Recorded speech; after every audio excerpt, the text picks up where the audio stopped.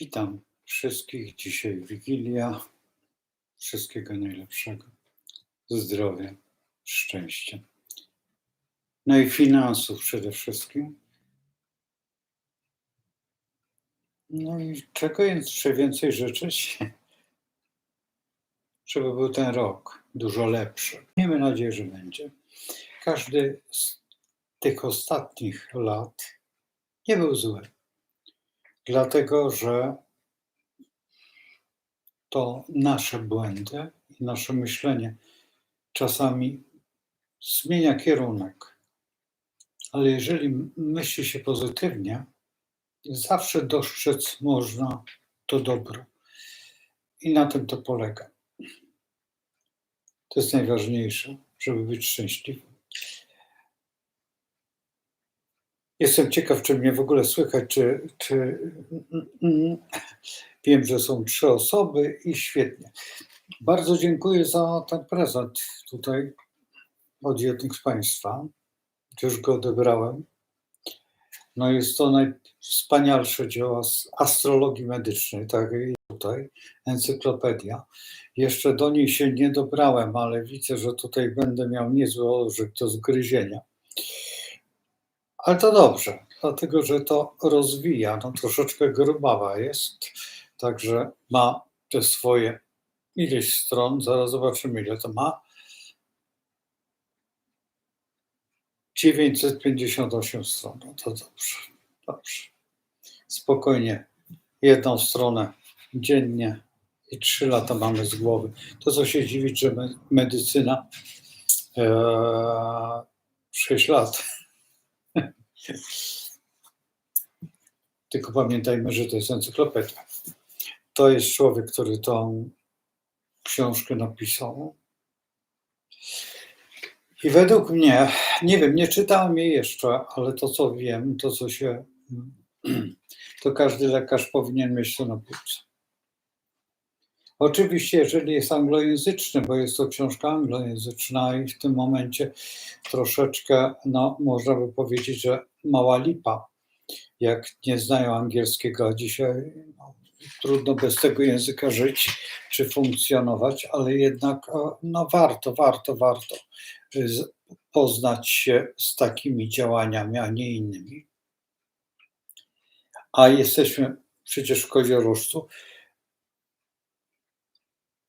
Widać i słychać. Bardzo dziękuję. Ale najważniejsza rzecz, jaką bym chciał prosić, o której była gwiazdka?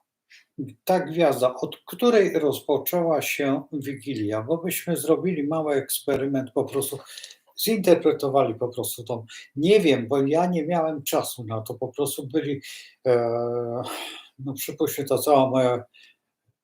Myślałem, że dłużej będą, a jednak, no co tu ukrywać, nawet nie wiem, która jest, 21:34, a wyszli dokładnie o 21:00, chyba 30.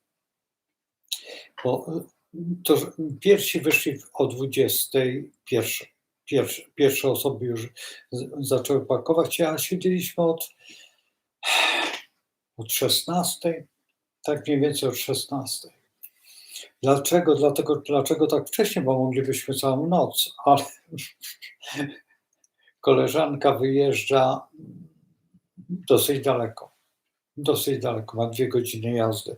Także ona wyszła około 21:00, no więc będzie tam żeby jeszcze być na tym ostatnim momencie Wigilii. Ale jeżeli mógłbym prosić, to napiszcie, o której godzinie ta gwiazdka, albo o której w ogóle robi się Wigilię, bo powinna się robić chyba po zachodzie słońca.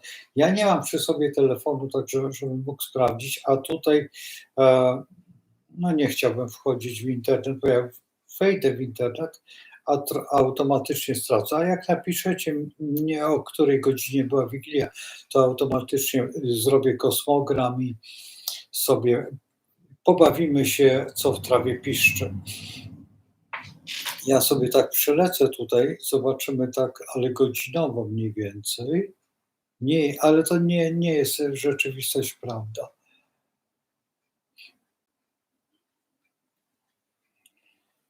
Poczekam chwilę, może ktoś wie, o której godzinie był zachód słońca, bo od zachodu słońca, chociaż prawidłowo, to już jest pierwszy dzień świąt. To już prawidłowo według tej tradycji takiej ogólnej to powinno brać się od dnia poprzedniego. No ale już zostawmy takie niuanse, bo te niuanse, no ja wiem, czy są ważne. Są ważne. Dla astrologii jest każdy moment ważny, ale najważniejszy jest ten punkt taki, rzucenie tej strzałki i trafienia w ten punkt, co wynosi 12 punktów, tak dostaje się. Czekam. Jak możecie, to napiszcie szybciutko. Będzie mi bardzo miło, jak napiszecie. Ja sobie tutaj już przygotuję automatycznie nowy kosmogram.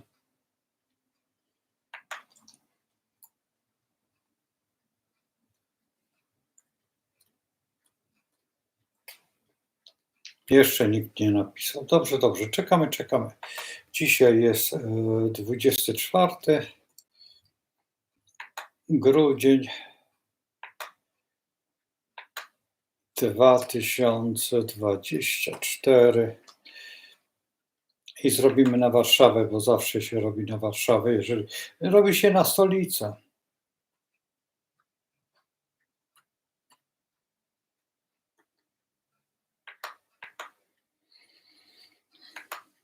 No czekam, napiszcie tą godzinę. Jak możecie, to sprawdźcie szybciutko, to będzie dużo łatwiej. Coś cisza. A może coś ja tutaj nabroiłem i nie ma nic. Tak jak wczoraj było. Nie, wszystko w porządku. Także napiszcie, że mogę prosić, to o której była. Nie wiem, czy to jest 17 czy 16. A może z minutami to by było dużo lepiej, dlatego żeby było bardziej sprawnie.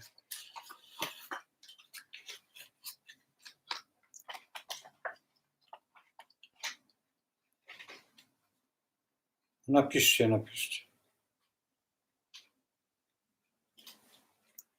15:45. Już robię. 15.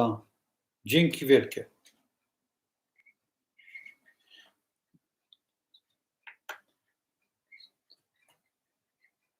Dobrze, już mam. OK.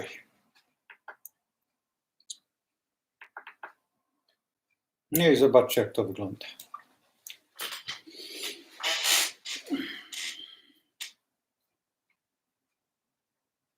Jedna rzecz, która mnie się nie podoba. Słońce jest pod descendentem. Nie lubię tych momentów. Dlaczego? Dlatego, że wolę, kiedy jest wyżej, bo wyżej tutaj się kroi cokolwiek. I zwróćcie uwagę, że tutaj, bo najważniejsze są osie. I zwróćcie uwagę, że bardzo niemiła rzecz, ten Saturn jest w 10 sektorze. U siebie, to jest fakt. No i jest tu Neptun.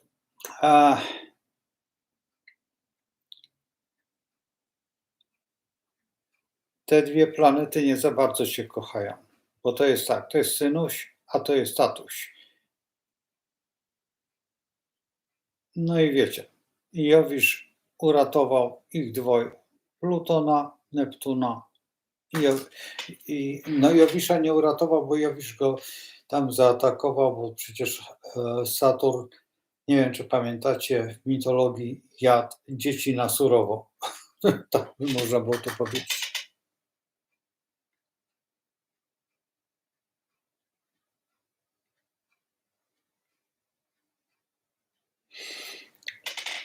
Bardzo dziękuję za te życzenia tutaj, ale tutaj popatrzmy sobie na jeszcze jedną rzecz. Nie lubię też Księżyca w 5 sektorze. Dlaczego? Bo są to ludzie. I teraz jaka forma jest tych ludzi? No, są w domu, cieszą się, wszystko w porządku, rodzina jest najważniejsza, wszystko OK. Tylko Pamiętajmy o tym, że to jest takie wykorzystywanie. Święta, ja wczoraj mówiłem, te święta są saturniczne. To były święta po to, żeby uspokoić społeczeństwo, zrobić tam. Akurat dzisiaj tak mówimy, że dzisiaj dzisiaj w nocy rodzi się Chrystus. W porządku. Urodził się w rzeczywistości w rybach. O tym będziemy rozmawiać dopiero w rybach, a teraz tylko zaznaczam.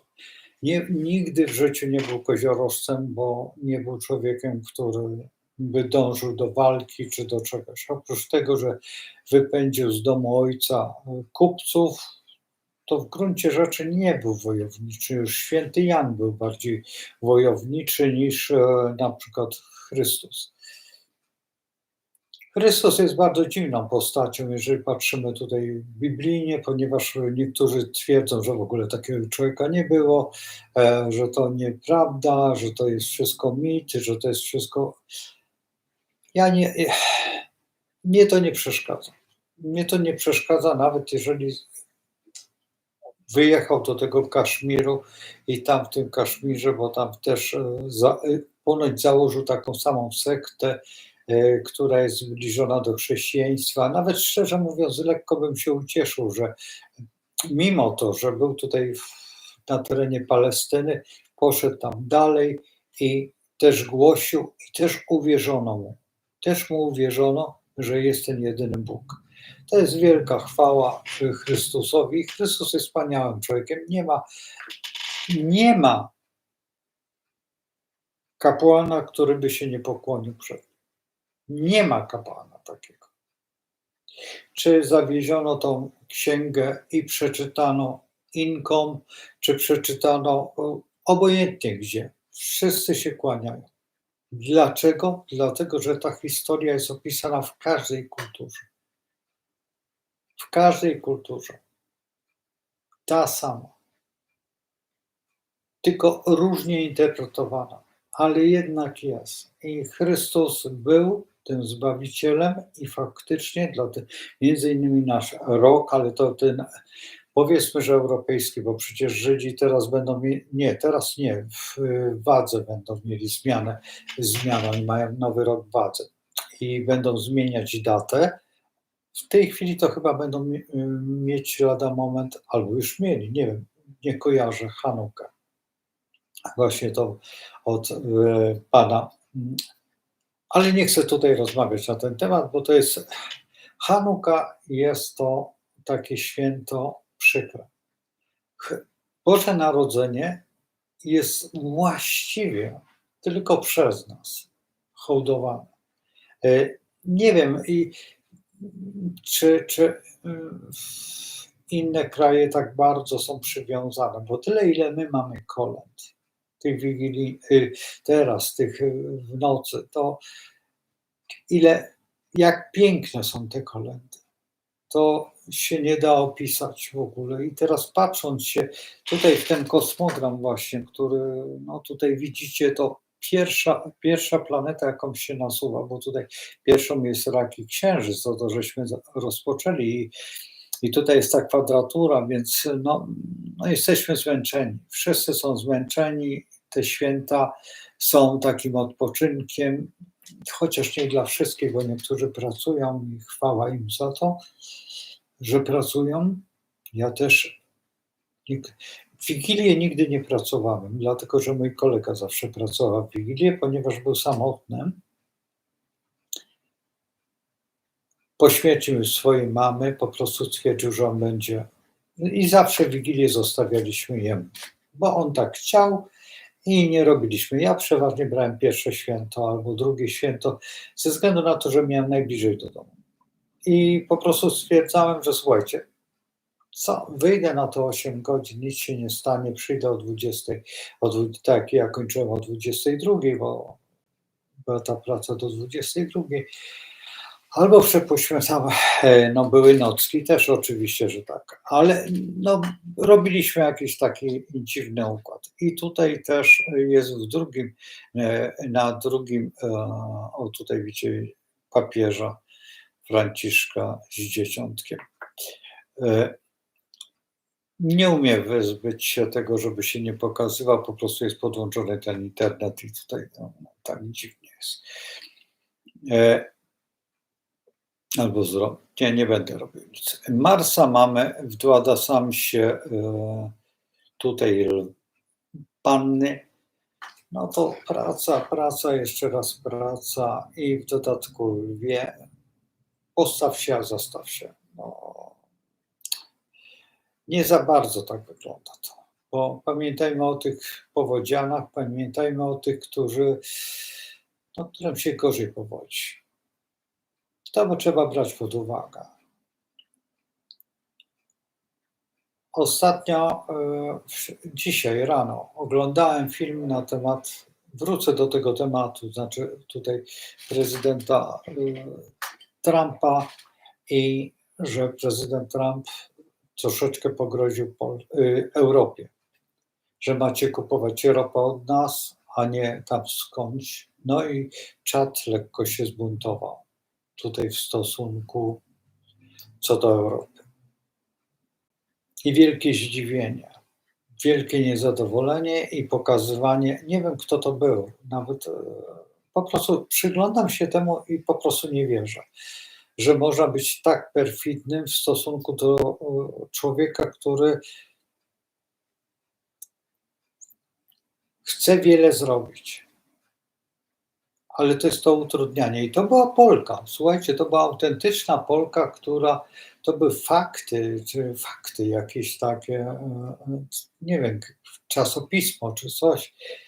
I było mówione na ten temat, że pan Trump, bo to nie ten program, tylko wczoraj oglądałem taki program w nocy, a dzisiaj rano z tym człowiekiem, który mówił, że pan prezydent Trump gromadzi milionerów, że najbogatszych ludzi, że w ogóle to są ludzie, że robi, powiedzmy, że im dobrze. Mieszkam w mieście Łódź. Mieszkam w Famułach. To były domy robotnicze. Nieprawda, że były domy robotnicze. Tutaj przeważnie mieszkali, no trzeba przyznać, że większość to majstrów, ludzi technicznych dla fabryki. To samo robił Poznański. Jak przyjedziecie do Łodzi, do manufaktury, to tutaj jak jest Ogrodowa ulica, z boku idąca dalej Kościuszki, są Famuły, w tej chwili remontowane. Tam też mieszkali pracownicy tej fabryki. Na terenie tutaj, ja nie znam tamtego terenu zupełnie, nie umiem odpowiedzieć, co tam było, ale tutaj było zoo, tutaj gdzie szklarnia, była stołówka, tutaj dalej była szkoła podstawowa, była druga szkoła, był szpital postawiony, tutaj szpital Korczaka, to jest szpital postawiony właśnie tutaj przez tych fabrykantów. Jeżeli jest człowiek bardzo bogaty, dba o swoich pracowników w pewnym momencie. Naprawdę tak się dzieje. Zwróćcie uwagę. Każdy król dba o swoich rycerzy, o swoich pracowników. Tak dba królowa angielska. Co w tym złego? Że dobiera sobie ludzi nie biednych, tylko bardzo bogatych, którzy mają doświadczenia, którzy mają zarabianie pieniędzy. Nie chodzi o to, żeby oni byli charytatywni. Oni nie wezmą więcej, bo oni nie potrzebują więcej brać. Zresztą jeżeli nawet zabiorą coś, to ich czas rozliczy. Ten Satr właśnie, który wam pokazywałem. Tego nie rozumie.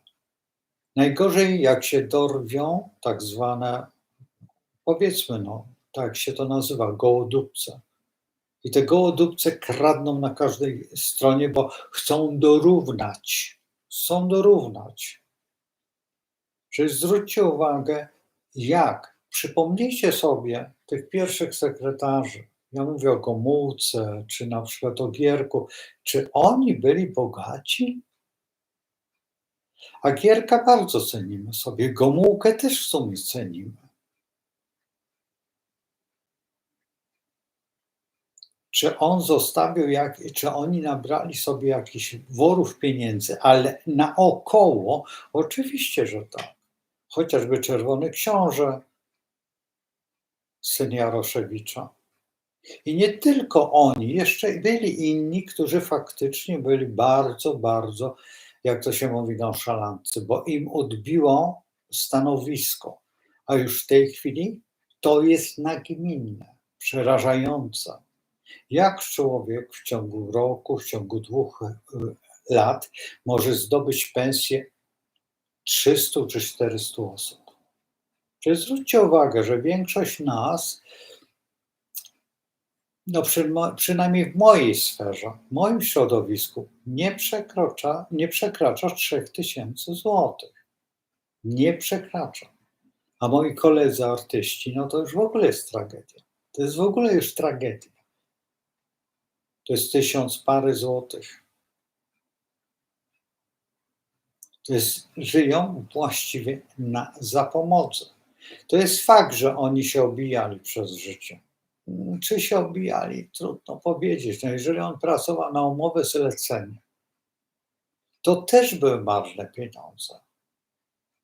Jeżeli moja koleżanka za projekt, na przykład chociażby jakiejś odzieży, brała 3000 złotych i ten projekt na przykład u tej osoby, jego żywotność tego projektu była, przypuśćmy, 3 lata. 3 lata projektowała ten sam biustonosz. No to co to jest? Przypuśćmy te 3000. No to ile ona mogła tych biustonoszy zrobić? 10 rocznie. To te 3000 to jest tak dużo. A ile ten właściciel zarobił? Kilkanaście tysięcy? Trzeba brać to pod uwagę. Do mojej koleżanki taki producent mówi: a ile by pani chciała zarabiać? A ja mówię, no akurat byliśmy, powiedzmy, że znajomymi. Ja mówię, no 1% chociaż. No to oczywiście, że tak. Ja powiedział tak, tylko za 2 godziny już się wycofał, bo poszedł do księgowej, ile to było. 1%. 1% od produkcji.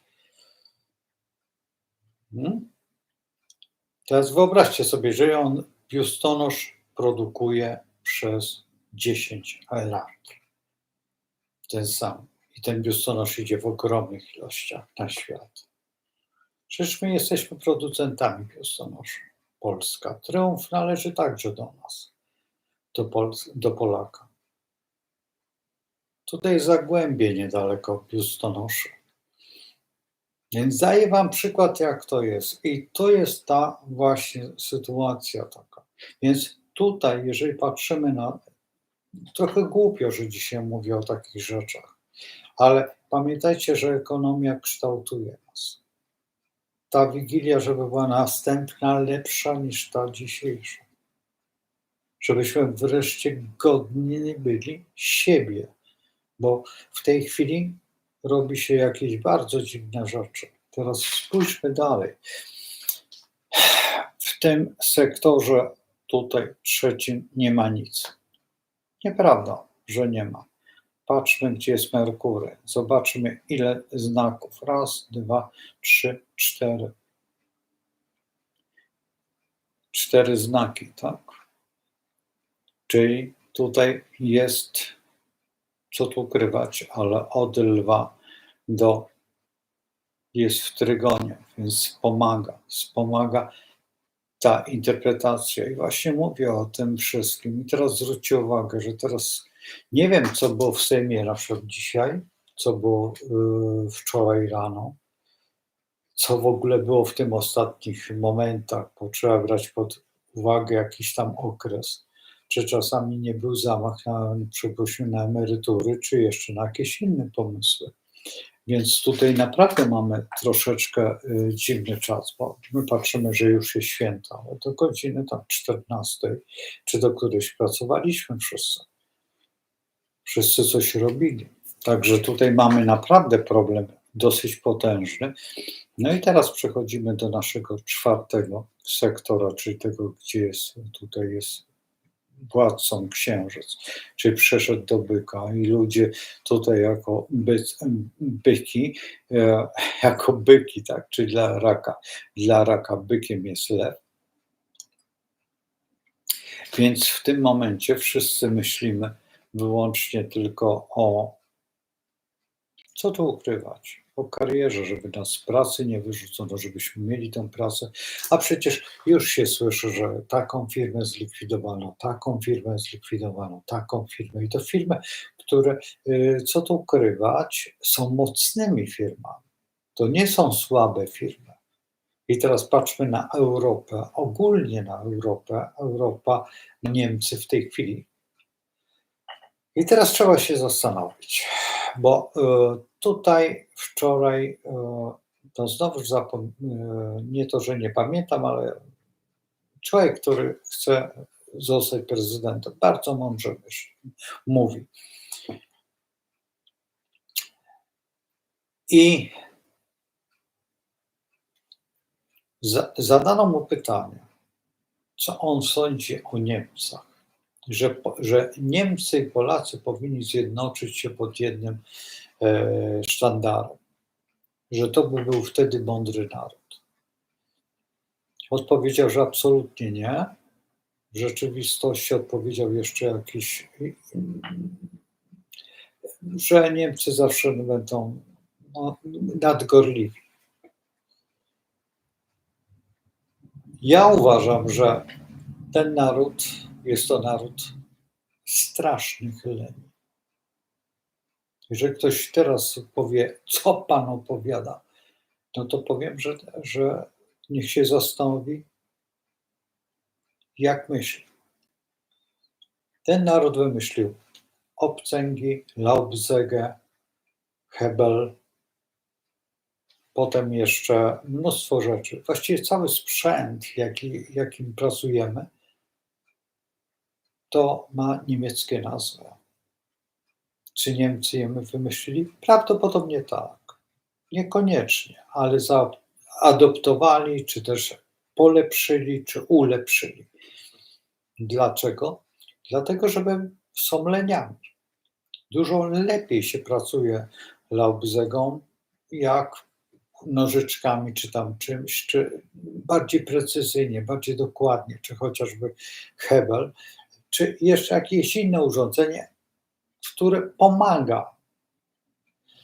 Bo faktycznie jedynym urządzeniem, które jest najbardziej popularne, to jest łom, ale to jest takie bardziej, no powiedzmy, że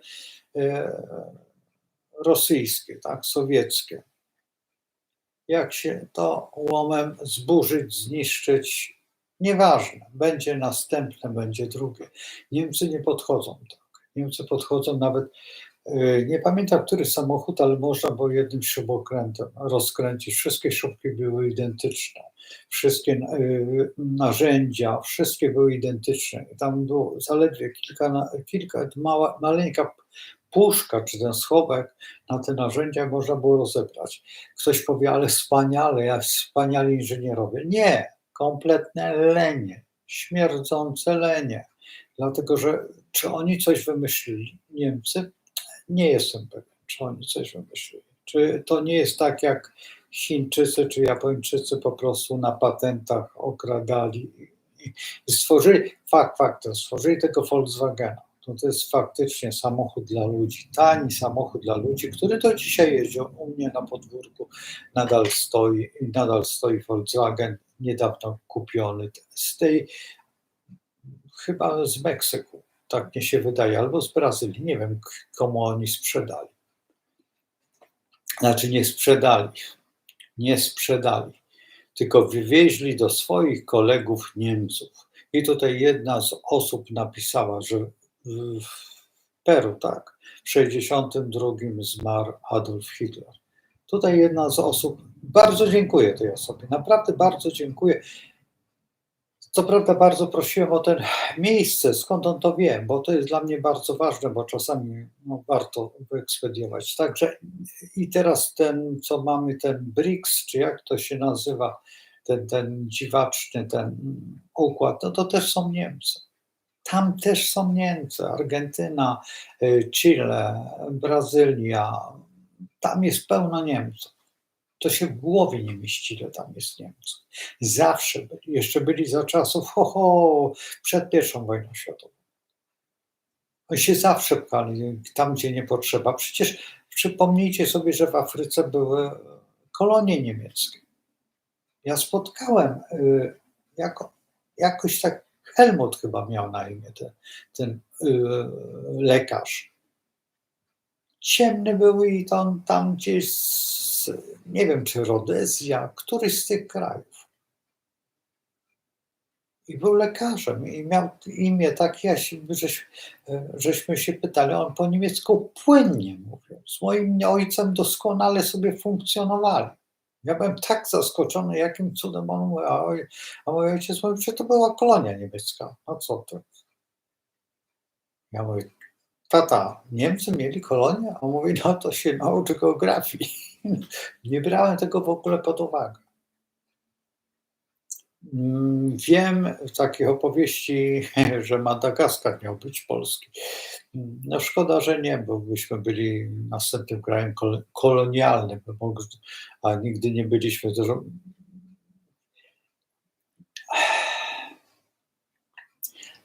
Inaczej.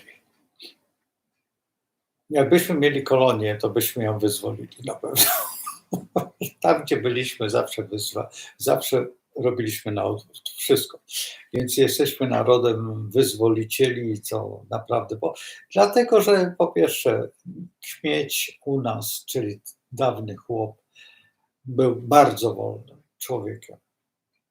Mógł się zbuntować i odejść. To jest jedna rzecz. Dostawał od państwa przecież kawał ziemi, bo 20 do 50 hektarów. To nie był żart, to tyle dostawał. Oprócz tego, no co tu ukrywać, jeżeli brał udział w wojnie, zostawał, no jeżeli odniósł sukcesy, zostawał uszlachcony. Jak zostawał uszlachcony, znaczy wstępował do stanu rycerskiego, no to wtedy już był kimś. No a jeżeli był rycerzem, no to z kolei ci inni kmiecie pracowali na niego. No znowuż tam, to nie jest prawda, że pracowali. To też nie jest tak, daniny mu dawali, ale słuchajcie, no, naprawdę błagam o to, żeby była dziesięcina. Naprawdę błagam o to. Jak nas uczono i mówiono, że tak niszczono, ci rolnicy byli tacy biedni, ci chłopi, to była taka nędza. No nie wiem, czy to była nędza przy dziesięcinie. Zobaczcie, ile dzisiaj płacimy. To nie jest dziesięcina. I teraz stwórzmy tą wigilię sobie na stole. Ja pamiętam, kiedy jako właściwie dziecko jeździłem do Złakowa, tutaj do Księżoków. I pamiętam te domy jeszcze kryte strzechą, jak były one piękne. Jak były te pająki ze słomy robione, te baby w tej chwili, ta wigilia jak wyglądała. Ja akurat pamiętam, ja byłem dokładnie w 6. klasie szkoły podstawowej. Pamiętam, jak ta wigilia wyglądała, jak oni się przygotowali już te baby. Te baby były niesamowite wysokie. I długie, w takich specjalnych, prawie jak sękacze, te litewskie, które do dzisiaj są, Litwini robią. Też ścigają się z długością tych sękaczy. No one są przepiękne sękacze, ale te baby, które były robione przez tutaj księżoków, nie wiem, czy pamiętacie tego sołtys Pierdziołek. Tak? Sołtys Pierdziołek. To był mojego ojca kolega ze studiów. Fantastyczny facet. przehumorzasty, dosłownie. Jego się humor, mój ojciec go nie lubił, bo zawsze mu coś tam dopowiedział, zawsze mu dogodził. A jak pamiętam, na ulicy się kiedyś tam spotkali, to przez całą ulicę zaczął krzyczeć do mojego ojca, mówi, co ty w takim jakimś hałacie chodzisz, czy coś tam. I mój ojciec był bardzo zmęczony, po prostu miał ubrudzony, czy ochlapał go jakiś samochód, czy coś tam, no i się wyżył na moim tacie. A wtedy, no, nie wiem, czy pamiętacie, ale te samochody rzadko jeździły, ale kałuże były ogromne, nawet na Piotrkowskiej. Były kocie łby. Ja jeszcze pamiętam ucisk kocich łbów. Jak ktoś nie wie, co to jest, kocie łby, tutaj na Księży Młynie są jeszcze są kocie łby i nie pamiętam, jak ta ulica od Złotej odchodzi, chyba od Złotej, i też są kocie łby. To są takie kamienie okrągłe i jak się idzie, to dosłownie trzeba uważać, a już broń Panie Boże biec po tym, bo noga nie wytrzyma. Ja nie wiem, jak wtedy ludzie biegli po tych kocich łbach. Przecież to można, bo ja pamiętam, jak koń chodził wtedy po tych, jak ciągnął jakiś wóz, a najbardziej z węglem, to był taki hałas. Dosłownie, no dzisiaj karetka nie robi takiego hałasu, jak wtedy ten koń z tymi stalowymi, na kołach ze stalowymi obręczami. Coś niesamowitego. To był taki hałas, że to się w głowie nie mieści. Ktoś powie, nieprawda, były dętki, opony. Ho. Były. Kiedy były? Dużo później. Ja jeszcze pamiętam na Holzgas z samochodu. Jeszcze pamiętam, jak one jeździły i rozwoziły węgiel. To były takie, z takim jakby taką paleniskiem z przodu. Wyglądał to jak traktor stary. Stare traktory też miały takie paleniska. Ale pierwsza podstawowa sprawa. Wtedy, w tamtych czasach, Wigilia była ogromnym świętem. Ogromnym świętem i była, naprawdę pamiętam, jak wszyscy śpiewali. My dzisiaj nie śpiewaliśmy. Mimo że instrumenty były dwa, bo tutaj jest pianino i skrzypce były. Jedna tylko osoba grała na tym, na skrzypcach, ale wiem, że 3 osoby są umuzykalnione. Nigdy nie grały, a wtedy pamiętam tę Wigilię, kiedy był u mnie był fortepian i 2 pianina. Ten pokój był niezbyt duży, no bo zajmowały te instrumenty więcej miejsca. Jeszcze to był pokój babci. Ale wszyscy przychodzili tutaj i śpiewali na cały dom, na całe mieszkanie. Mieszkanie było duże, faktycznie było spore mieszkanie. I śpiewali kolędy, i nie tylko kolędy, bo też jak się rozjuszyli wujkowie, to śpiewali ten brygady, szła dzieweczka do laseczka, to w zależności co pili, w jakich ilościach byli wstawieni i tam, czego poszła panienka do okienka i tam jeszcze było mnóstwo. I także pamiętam już ostatnie lata, to pamiętam, że śpiewali Jamnik Długi niesłychanie. Nie chcę dalej, bo nie będę śpiewał, bo to jest prawie taka niezbyt ładna piosenka, ale pamiętam dokładnie, akurat to nie była Wigilia, tylko drugi dzień świąt. Autentycznie pamiętam dokładnie, jak i to tak zawodzili, że się w głowie nie mieści. I wcale nie Sylwester. I wszyscy bawili się fantastycznie. Święta te były ogromną zabawą. Faktem, że kolędy były najważniejsze, ale ten patriotyzm był jakiś taki bardzo mocny i ta polskość. Pamiętam lata takie bardzo wczesne, to lata 60., że nawet dochodziło do tego, że było słuchanie radia, Wolna Europa, czy tu mówi Londyn, po to, żeby wysłuchać jakiejś takiej prognozy tej wigilijnej, takiego święta. Pamiętam wtedy dokładnie, my mieliśmy Belweder Belweder? Nie, nie Belweder. Zaraz, jak to się nazywa? Beethoven, przepraszam, Beethoven.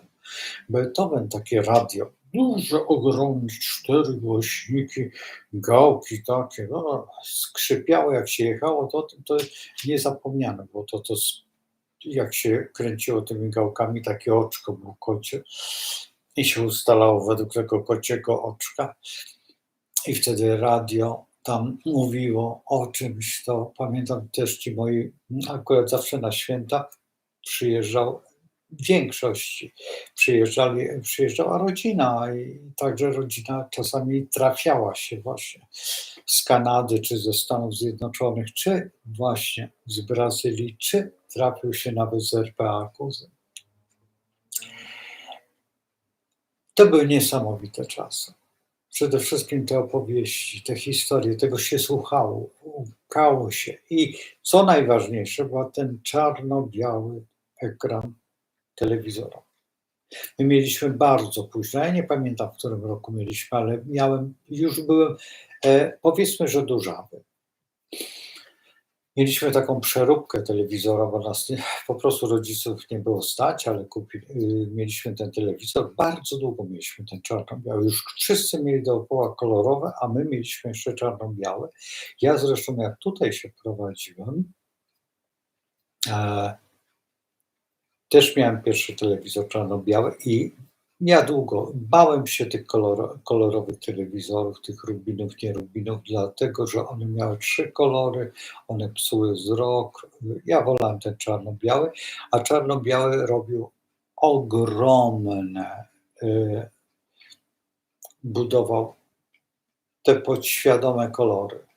Słuchajcie, to naprawdę my odróżnialiśmy na czarno-białym ekranie, gdzie była kolorowa, gdzie była biało-czerwona flaga, a gdzie była czerwona flaga, czy była jeszcze jakaś inna. To się wszystko widziało.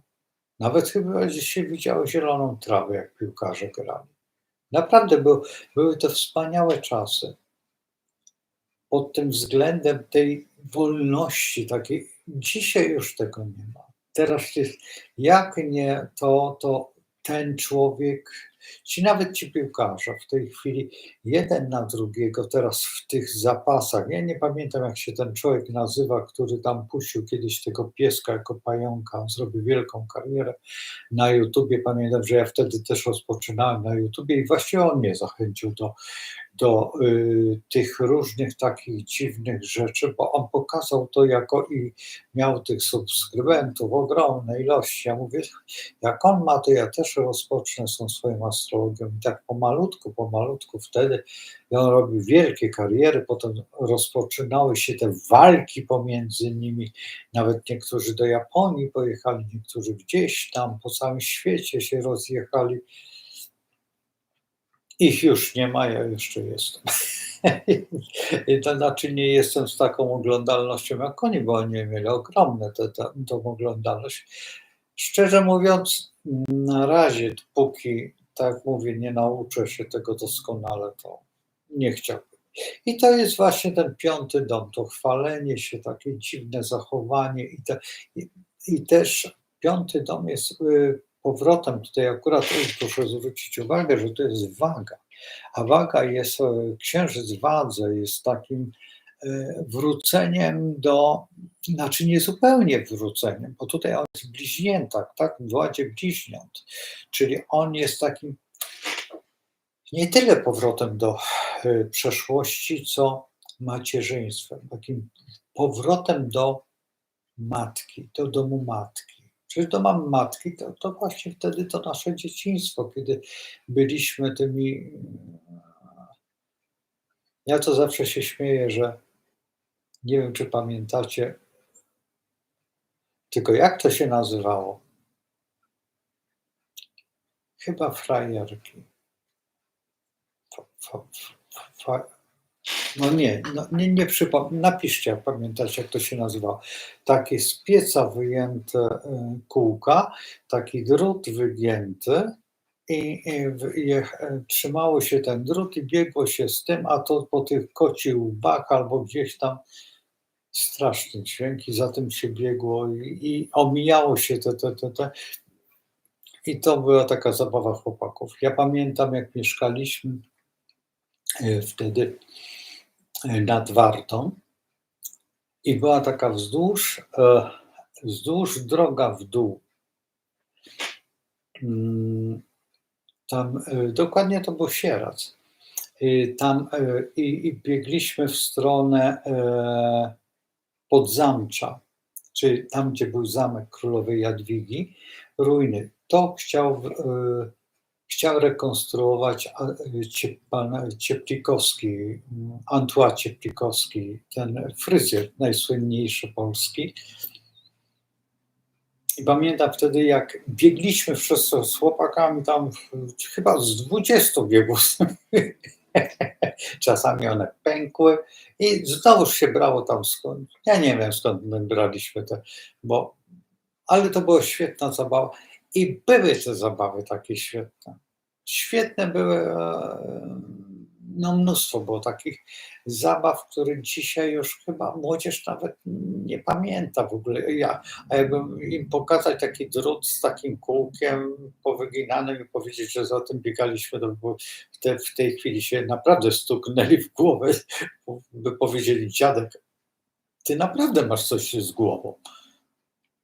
A były te zabawy i mnóstwo było. Przecież numer jeden zabawą, taką naprawdę z prawdziwego zdarzenia, chłopięcą zabawą, chociaż dziewczyny też, była zabawa w noże.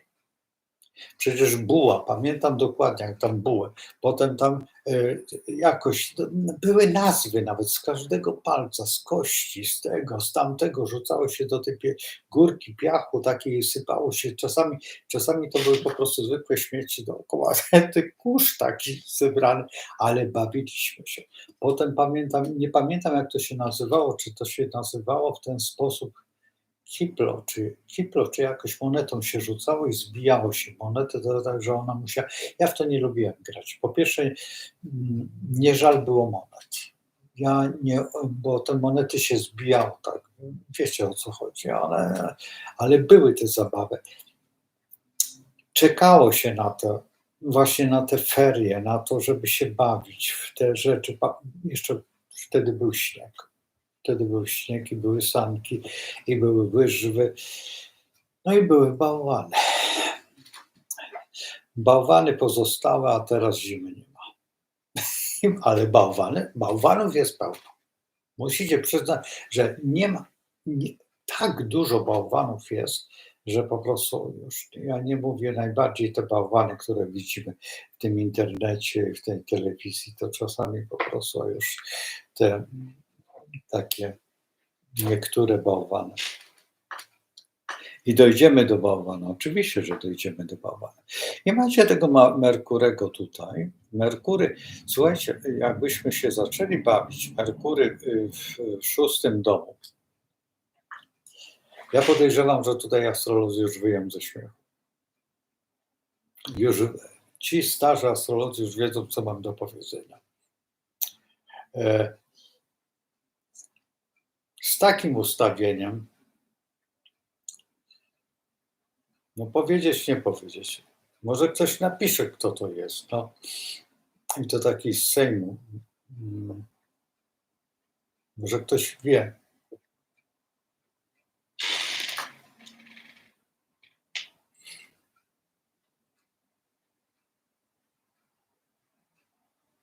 Wiesz co, masz rację, ale to nie był pogrzebacz. To był pogrzebacz, ten powyginany? Przecież jego się tak dziwnie wyginało, no nie? W takie coś się prowadziło. Fajerkę, no więc właśnie. Wspaniała zabawa. A teraz ci, którzy znają astrologię, no walić po prostu z mostu, nie, no które byście wybrali nazwisko z Merkurym w 6. domu. Siedzimy przy wigilijnym stole i zobaczcie, wyszło nawet takie coś.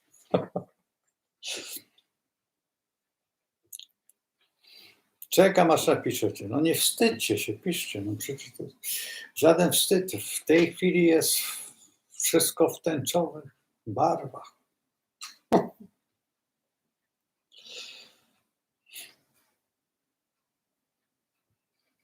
Czekam, aż coś napiszecie. No napiszcie, piszcie, bo to jest fajne.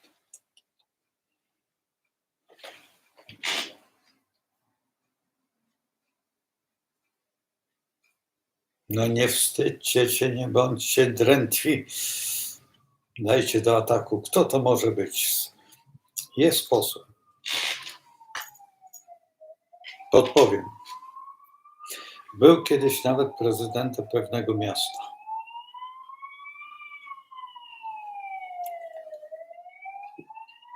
Drodzy panowie, taki facet, jak się stoi, znaczy inaczej. Jak jest zdrowy facet i taki stoi z tyłu, to radzę patelnię nosić z tyłu. Chyba już wiecie, o kogo chodzi. Potem, bo no i to jest właśnie to. To jest ten Merkury tutaj, to jest taki, taki, co to trzeba go się obawiać, żeby tylko z tyłu, żeby. Sporo ich było w wojsku i jak się nie dostał do wojska, to poszedł na ministranta, no. No i mamy to słońce tutaj w Koziorożcu, ale w tym w domu, no to no, wybaczcie panie, ale naprawdę w tym roku, nie wiem, czy zrobiłyście to 13, czy tam ileś potraw, bo to różnie się robi. Ja na przykład wielu potraw w ogóle nie jem. Nie lubię ryb. Moja mama uwielbiała te łupy, jak to się nazywa? Karp po żydowsku. I to jeszcze w galarecie.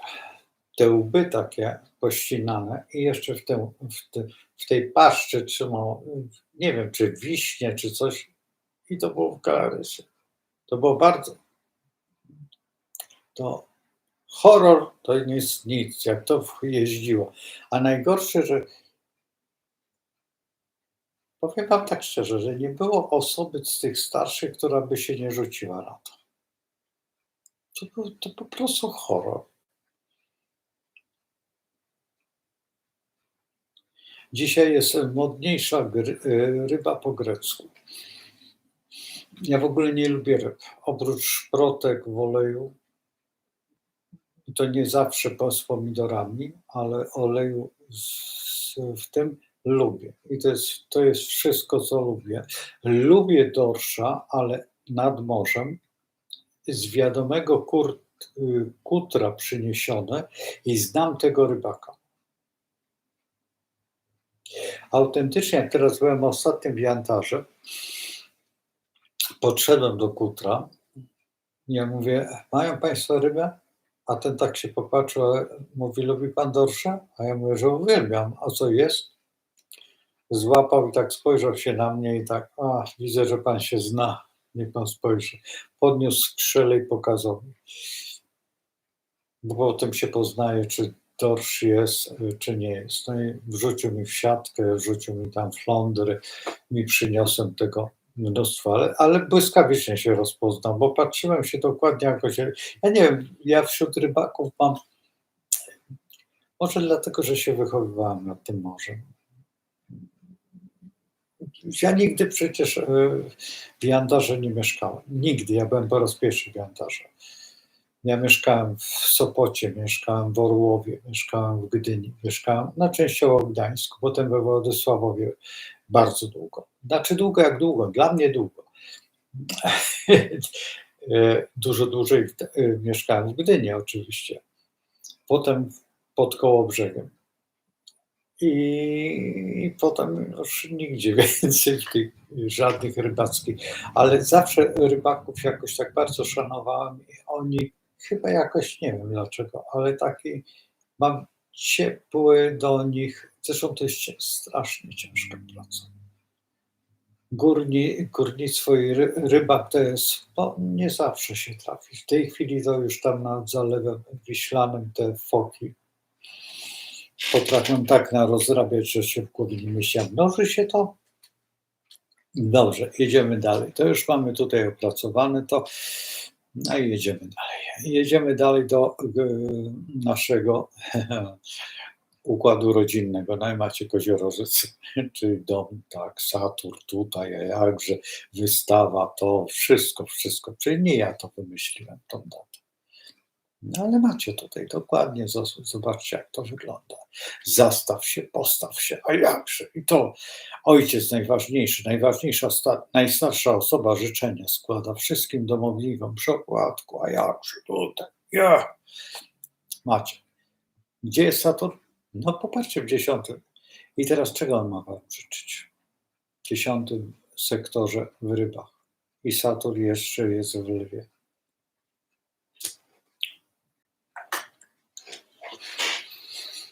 Zwróćcie uwagę, jak ci nestorzy, którzy mają już 90, 95, niektórzy mają 98.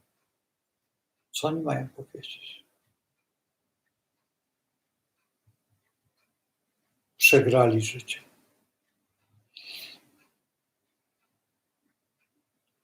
Zostawili po sobie niedokończone sprawy.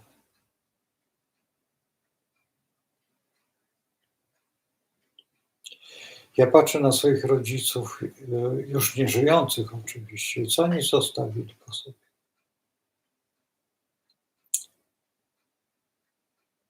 To, co się dzisiaj dzieje, to po prostu.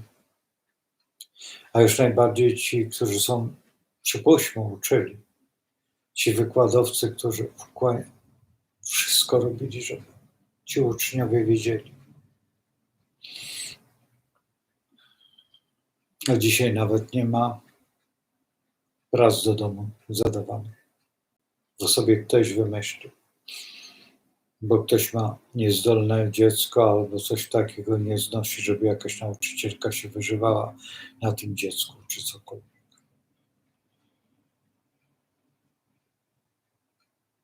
Bo to tak też można brać pod uwagę. To jest po prostu przerażające, że takie coś jest. Że takie rzeczy wchodzą w grę, że tak wygląda to nasze dziwne życie. Saturn jest naprawdę opiekuńczym ojcem. To co, tylko zdrowia i nic więcej. Nie dowiedzieliście się. Życzę wam tylko zdrowia. A czego ma życzyć?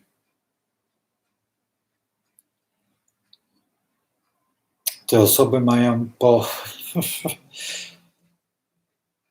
1700 zł emerytury.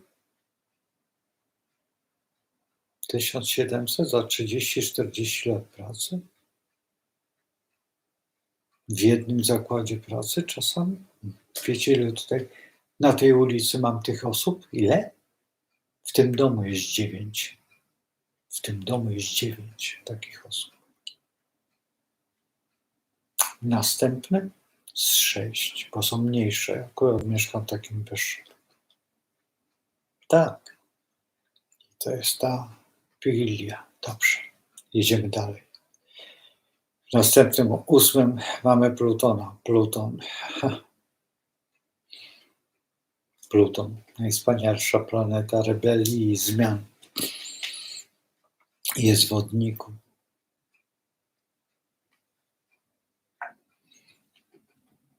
Czujecie biedę? To w wodniku Pluton. Czy on pomoże? To zależy tylko od nas. Od nikogo więcej. To jest to, co pan minister finansów opowiada, jakieś głupoty. To, co pan Trump robi tam w Stanach Zjednoczonych, że wraca do przemysłu, ale nic nie robimy. Możemy zrobić. A ile nam zabiorą? Więc czy się chce robić? Posłuchajcie pana Jakubiaka, wtedy pana Marka Jakubiaka, to co on mówi. Wczoraj mówiłem o nim, dzisiaj też wspominałem, tylko nie powiedziałem nazwiska, dopiero teraz mówię. Dla tych, którzy chcą cokolwiek zdziałać. Następnie mamy Wenus w wodniku. Wenus w wodniku. Jeszcze jest nadzieja na miłość, jeszcze jest nadzieja na pragnienia, jeszcze jest nadzieja na jakieś ostatnie podrygi zdychającej ostrygi. Jest. Oczywiście, że tak. Wenus my z podziemi wykopiemy, a mamy złoża, mamy wszystko, tylko żeby nie sprzedano nam. Ale jak się dowiedzą, że tylko są, to od razu. Po prostu nie do wiary. Na szczęście. To jest chyba opatrzność Matki Boskiej Częstochowskiej, która zrobiła tym Niemcom radość. I właśnie pan poseł Jakubiak właśnie mówił o tym zjednoczeniu tych, że absolutnie nie.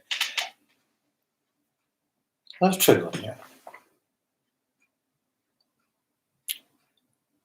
Jeżeli by się Bawaria odłączyła od Niemiec, to my do Renu to są Słowianie.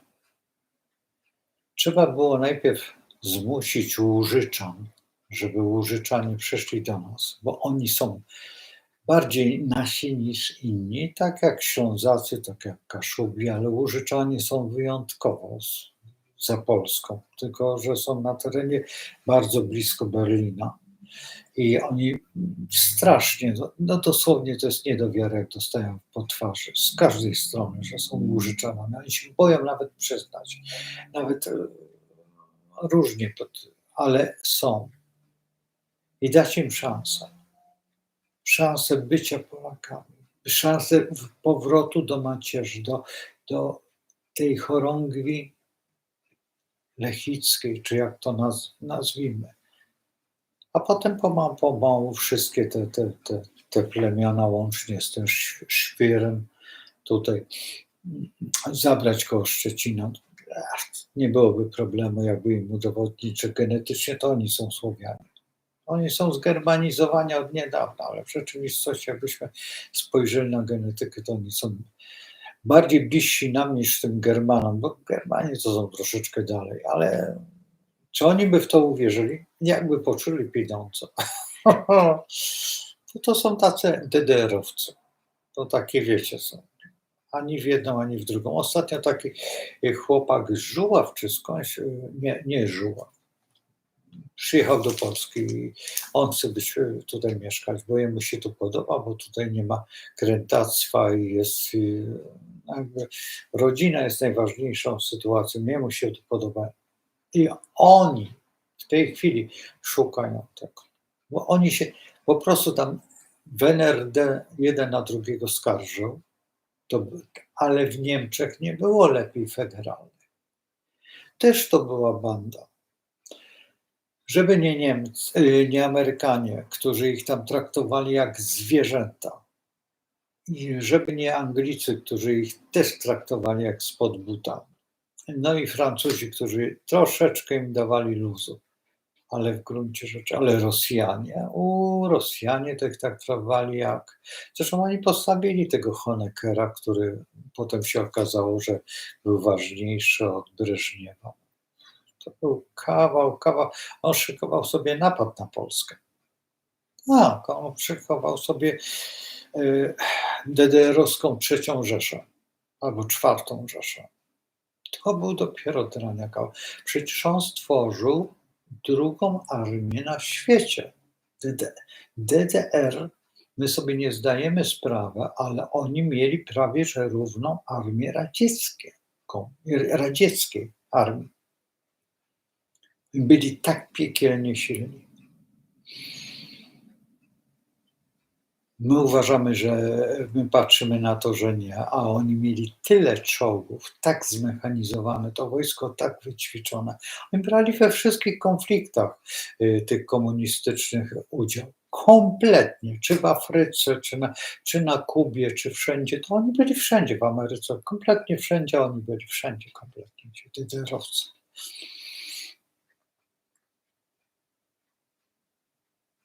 My naprawdę mieliśmy wtedy wroga. Gdyby wtedy, jak był stan wojenny, to oni spokojnie, żeby nie był ten wybuch u nich, to był wielki sukces, że myśmy zlikwidowali, bo gdybyśmy nie zlikwidowali, to oni by przeszli przez nas, i to równiutko. I wtedy byśmy byli pod butem dopiero. No macie. Przecież macie dzisiaj panią Merkel, macie dzisiaj tą von coś tam, to jest wychowawstwo tamto. Więc nie dziwcie się. Wy patrzycie na to dziwnie. Nie, to są wychowankowie tamtych czasów. Macie dokładnie gwiazdę, nie powiem, że betlejemską, to w kompasie. Dobrze, idziemy dalej. O Saturnie żeśmy rozmawiali, o Neptunie żeśmy już rozmawiali na samym początku, nie będziemy tego kacić jeszcze raz. Przechodzimy do wodnika, do tego wszystkiego i mamy tu Urana. I całe szczęście, że w tym sektorze wodnika mamy Urana, chociaż możemy się poświęcić, powygłupiać. I jeszcze Uran w tym. Czyli ciekaw jestem, co oni kombinują w podatkach. Jestem ciekaw bardzo, co oni kombinują, bo w byku jest uran, a uran zmienia coś. Ja się obawiam tego katastratu, to jest jedna rzecz. Nie wiem, czy w Polsce przejdzie ten katastrat, bo to był tylko tak. Jakby był katastrofą, nie byłoby tak źle. W porządku, tylko niech odejdą inne podatki. A tutaj ziemski, taki od powierzchni, od tego, od tamtego, od tego.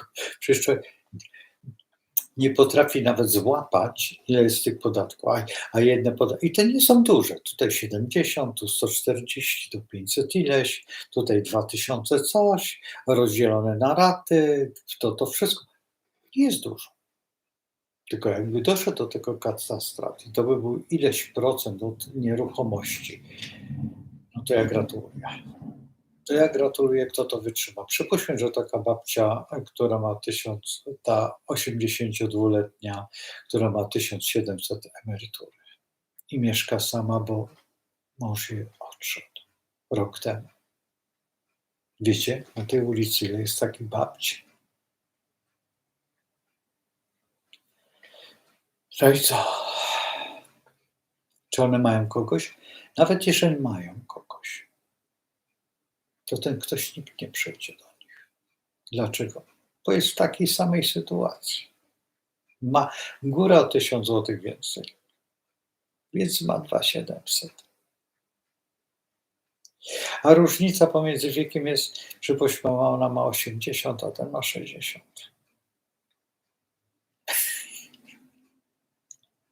Albo 70. Także to jest tragiczna sytuacja. A co młodzież robi? A co młodzież może zrobić, jak pracy nie ma nigdzie? Pójdzie do Biedronki, będzie zarabiać. Przecież w Biedronce już są inni, co pracują. Dzisiaj byłem, nie wiem jak to się nazywa, nawet nie Biedronka, tylko jakieś inne.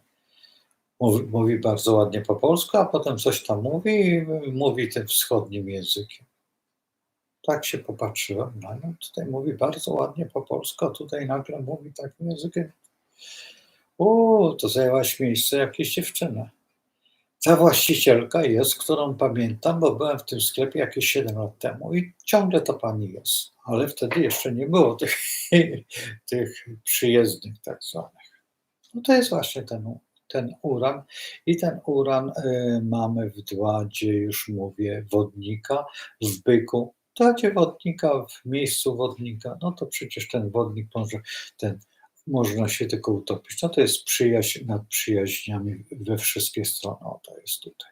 No i przechodzimy do 12 sektora. Mamy Jowisza. Jowisz to jest pajac numer 1 i pajac nad pajacami. I pajac jest w bliźniętach, no więc on tutaj wypajacuje w każdą stronę. Jaka konkluzja jest do tego? No bo już skończyliśmy. Albo damy radę, albo nie damy rady. Albo będziemy wielcy, albo będziemy tak mali, że to się w głowie nie mieści. Czy będziemy wielcy? To zależy tylko od nas. Jak będzie w przyszłym roku Wigilia? Czy będzie taka sama, czy będzie podobnie, tylko planety będą inaczej ustawione, inaczej. Zobaczymy, jak nowy rok wypadnie. Będziemy się bawić w Nowy Rok, nie w Sylwestra. W Sylwestra nie wiem, co będę. Na pewno będę tutaj. Przesiedzę do tej godziny 12. Już mam program ten, ale troszeczkę się zmieni ten program, dlatego że muszę go odnowić, a z tym wszystkim jest kupa roboty.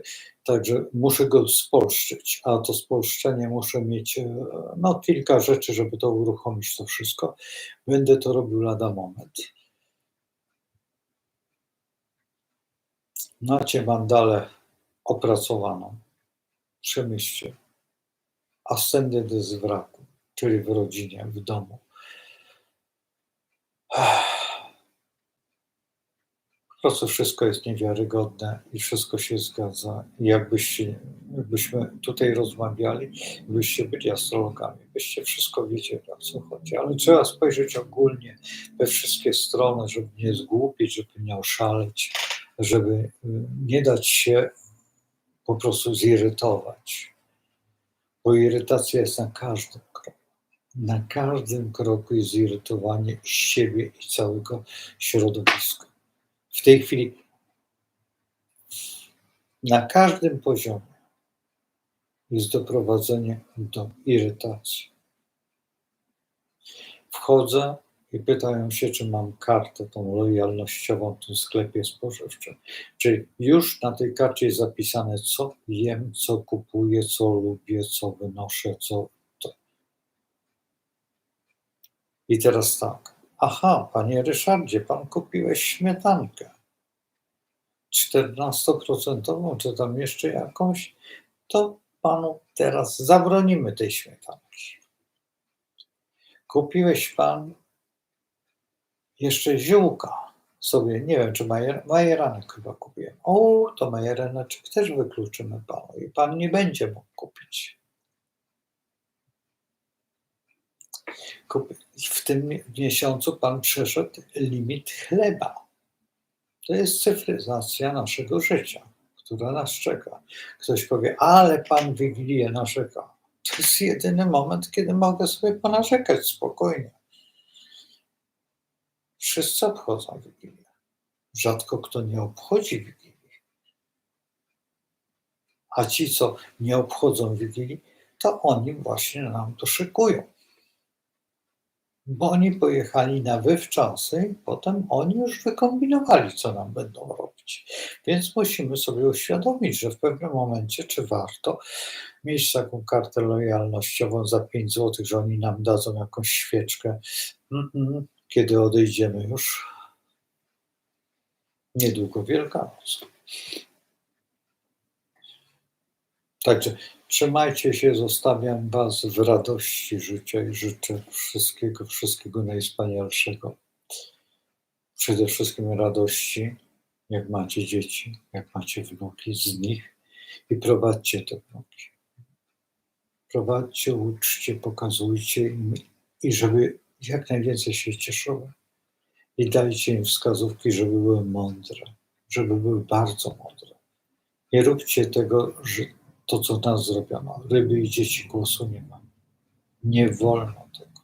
Niech one będą prawdomówne, niech one walczą, bo one będą walczyć za nas, bo my już jesteśmy na straconej pozycji. Jeszcze trochę możemy, ale to są ostatnie podrygi tej zdychającej ostrygi. To my jesteśmy. To są ostatnie podrygi. Jeżeli my nie nauczymy tego patriotyzmu, jeżeli my nie nauczymy tej kultury polskości, jeżeli my nie nauczymy tego wszystkiego, to za 3 pokolenia tutaj będzie pan nikt. To będzie dziewczyna, która nie będzie wiedziała, skąd ona jest. Nawet nie będzie chodzić na cmentarz. Bo po co? Dlaczego? Dlatego, że ona będzie wiedziała, że będzie żyć tylko do jakiegoś momentu.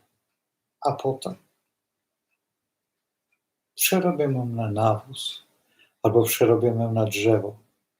Po prostu proch, a na tym posadzą i będą się cieszyć, że Iwonka nam wyrosła piękna. Horror? To jest wigilijny horror. Proszę was, nie dajcie się. Nie dajcie się wprowadzić, bo daliśmy się przez te 2 lata bardzo wprowadzić, przez ostatnie w tej historii. Daliśmy się, naprawdę dali się ludzie. Dali się nabrać. Pan nie jest? To ja się pana boję, bo ja się od pana zarażę. Jak? Ale przecież pan zaraża. Ale przecież pan jest uodporniony. Ale ja się mogę od pana zarazić. A ja od pana mogę się zarazić? Ale pan zaraża. Niech pan się zastanowi. I to mówiły córki do matek. Mamo, ty mnie zarażasz.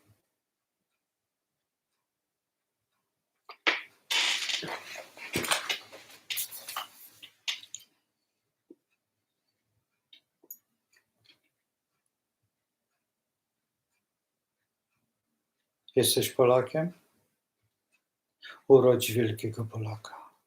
Jak zrobisz wielkiego Polaka, to wtedy już nie będziesz takich bredni gadać. Z Bogiem. Do zobaczenia. Trzymajcie się. Z prawdą. I bądźcie szczęśliwi. Nie dajcie się. Te święta są po to, żebyśmy mogli żyć tak, jak chcemy. Tak, jak nasi dziadowie, pradziadowie. Te lachy, bo byliśmy lachami, jesteśmy nimi do tej pory, Polakami. Dobranoc. Z Bogiem.